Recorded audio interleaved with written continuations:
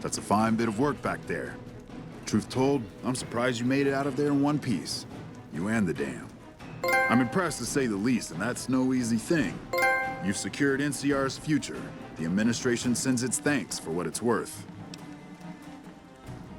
And we're glad to have you. And whether you're a soldier of the Republic or not, you're it in my eyes. Sometimes the Republic gets lost along the way while it's trying to follow its instincts.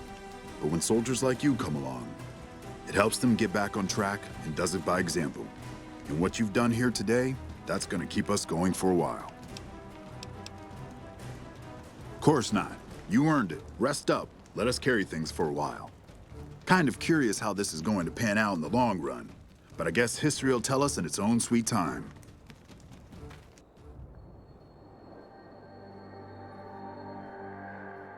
And so the courier who had cheated death in the cemetery outside Good Springs cheated death once again, and the Mojave Wasteland was forever changed.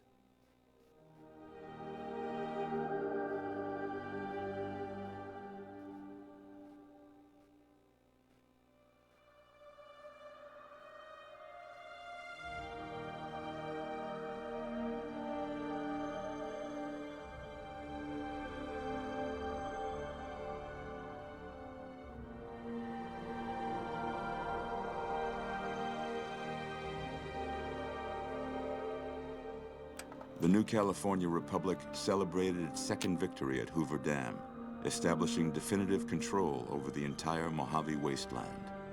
Soon after, they negotiated terms to annex the Strip, Freeside, and many surrounding communities. The Mojave Wasteland, at long last, had entirely fallen under the NCR's banner. The courier, fair and even-handed in his dealings throughout the wasteland, was honored by the NCR for his support of the military at Hoover Dam. He was presented with the Golden Branch, the highest civilian decoration given by the Republic. Tabitha and Rhonda went east, through Caesar's land. Occasionally, tales of their exploits found their way back west, though few believed them. Eventually, the stories concerning the duo were collected and published, and proved to be quite popular with children.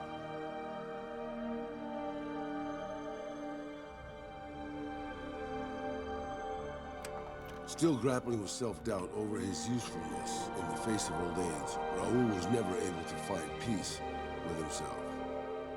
Eventually, he left the Mojave and assumed a new name, as he had done so many times before.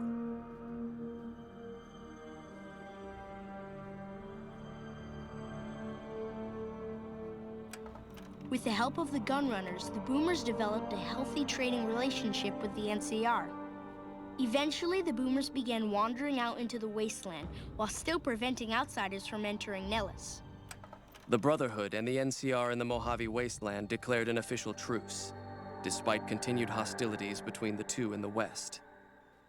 As per their agreement, the NCR handed over all suits of salvaged power armor, and in return, the Brotherhood helped patrol I-15 and Highway 95.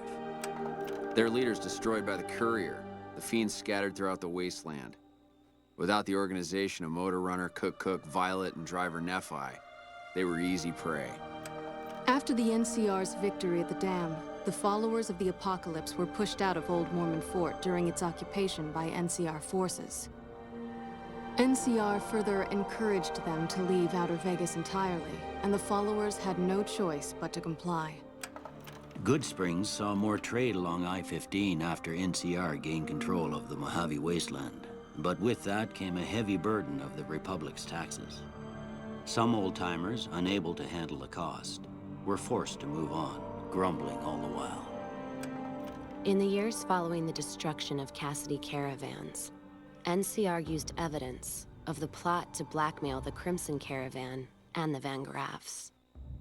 NCR enacted strict trade laws with little resistance, strengthening their supply lines and their position in the Mojave. Cass survived to see the NCR flag flying proud over Hoover Dam, and thought for a moment, this is what a hero must feel like. She was about to tell the courier not to get too proud of himself. Then she figured, he knew that already. That night, Cass kicked in the door of his room to celebrate, only to find the man on the bed was an NCR soldier whose barracks had been destroyed. He was cute, though, so after having her way with him, she got the hell out, leaving an empty whiskey bottle as a note. As she walked along the dam in the night, she felt drunk, content, and happy to be alive. Which to her was the whole point of it all. During the Battle of Hoover Dam, the Great Khans quickly evacuated Red Rock Canyon and headed north and east into the plains of Wyoming. There, they reconnected with the followers of the Apocalypse and rebuilt their strength. Bolstered by ancient knowledge of governance, economics, and transportation, they carved a mighty empire out of the ruins of the Northwest. Thanks to the Courier and Lily, a cure for the Nightkin's schizophrenia was found shortly after Dr. Henry's experiment concluded. Nightkin and other super mutants in the wasteland flocked to Jacobstown, and the town became known as a haven where a mutant could find peace. Lily continued to take her medicine at half doses, and although she remembered her grandchildren, her mind remained muddled and confused. Eventually, she parted ways with the Courier and traveled west, seeking the remnants of her past. After the NCR victory at Hoover Dam, the temporary truce between them and the Kings blossomed into a full-scale relief effort for the people. While the NCR made repeated entreaties that Freeside join the Republic, the Kings steadfastly maintained their independence. After Ray's brain was transplanted into Rex's cybernetic body, it took Rex some time to adjust to the old scrapyard dog's memories. Eventually, Rex's mind settled peacefully, melding his own memories with that of long travels with old Lady Gibson.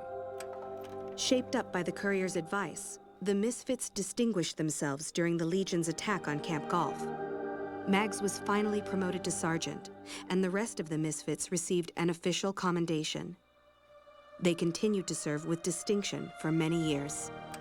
Though Novak was a low-priority target for the Legion, many of Novak's citizens died in its defense. In the weeks that followed, several bright followers returned to Novak to help restore its defenses, allowing it to remain independent of NCR. After Hoover Dam, the leaderless powder gangers at the correctional facility vanished into the wastes, leaving the prison empty. The correctional facility became another abandoned ruin in the wasteland, its carcass occasionally picked over by enterprising prospectors.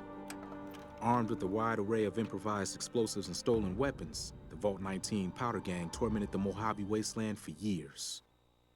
Citizens of the NCR were favorite targets, and they always suffered the worst fates. After Hoover Dam, NCR helps rebuild Prim as a major stopping point on the Long 15. Though Prim's citizens chafe under NCR's taxes, they benefit greatly from the increased protection and merchant traffic.